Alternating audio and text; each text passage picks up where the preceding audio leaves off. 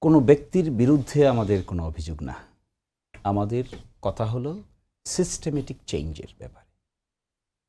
একটা সেটেল জিনিসকে আপনি যখন আনসেটেল করবেন, আবার আপনাকে আমাকে বিশ্বাস করতে বলবেন, আমি তো বিশ্বাস করব না। একটা সেটেলড স্কিমের মধ্যে একটা গণভোট হয়েছে। গণভোটে সকলেই পার্টিসিপেট করেছে। চিন্তা করেন জিনিসটা কত গ্রেভাস, কত ইম্পর্ট্যান্ট। একটা নেশন গণভোটে ঝাঁপিয়ে পড়েছে।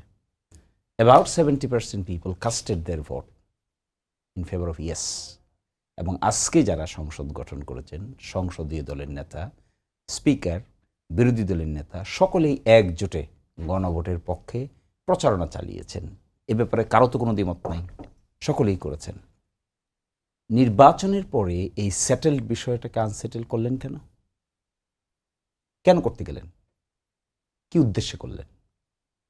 করে অস্থিতিশীল তো আপনারাই করলেন।